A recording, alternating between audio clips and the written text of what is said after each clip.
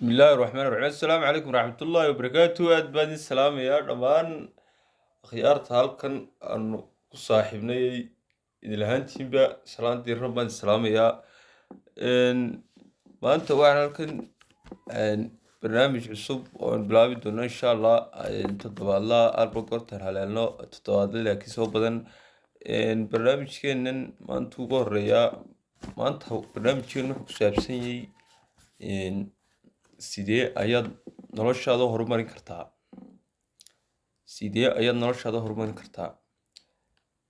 sideen ognay horumarka iyo guushu waxay ka mid tahay waxyaabaha ugu badan uguna muhiimsan ee uu hanqaltaago ibni aadanku inaad noqoto qof horumar ka sameeyey noloshiisa naftiisa iyo noloshiisa korna u qaaday naftiisa waxna ku tira bulshadiisa waa riyada aynu dhammaanteenba ka wada simannahay laakiinse nasiib darro 10% ayaa ibni aadanka ka gaadha horumarka iyo guusha ay raacdaynayaan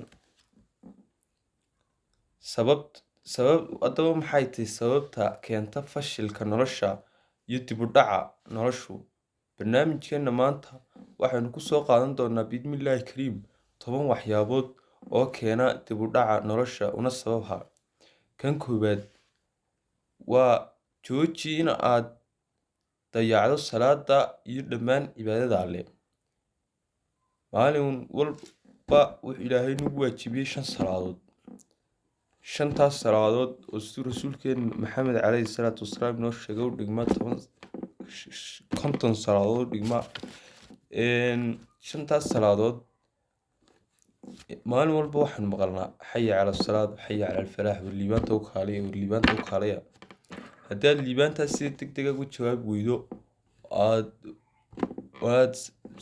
si degdeg ah salaada u waajib weydo waxaad tahay qof ka hadhay liibaantii noloshiisana dib u dhac badan u sababa inay ku timaado kan labaad jooji in aad naftaada been u sheegto iyo khiyaali aad naftaada u sheegayso waxaan jirin naftaada kuma weyliso micnaa mar walba waa inaad naftaada run u sheegtaa tiraa waad qaban kartaa waad qaban kartaa waad qaybi kartaa waad qori kartaa waa inaanad noloshaada iyo naftaada aad ku noolaan khiyaal iyo waxaan jirin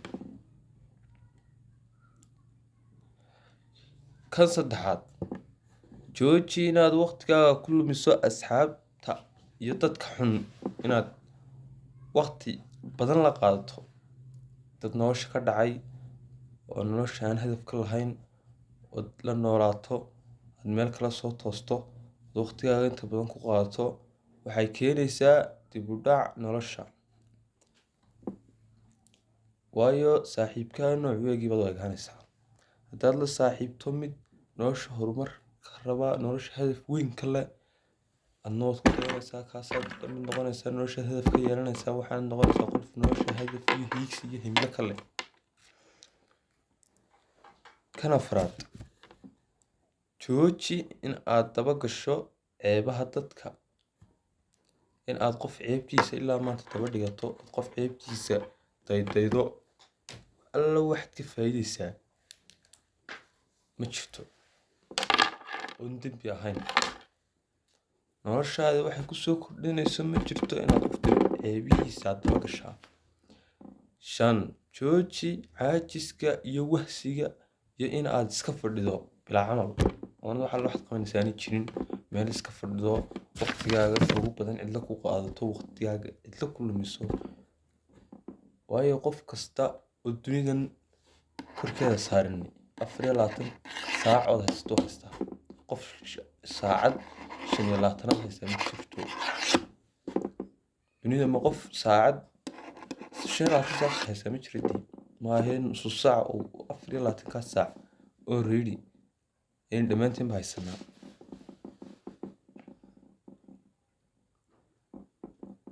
kan lixaad jooji in aad ka cabsato inaad qalad samayso. In aad hawl ku dhaqaaqdo oo hawshaa qalad oo wax kaa qaldamaan 10,000 oo jeer waxay ka fiican tahay in aanad hawshii u dhaqaaqin halka kaga hadho aanad wixii u dhaqaaqin bay ka wanaagsan tahay. waayo fashilka faraha badan iyo hawl mar haduu dhaqaaqdo kolba ku fashilanto waxay keentaa guusha marka dambe. waayo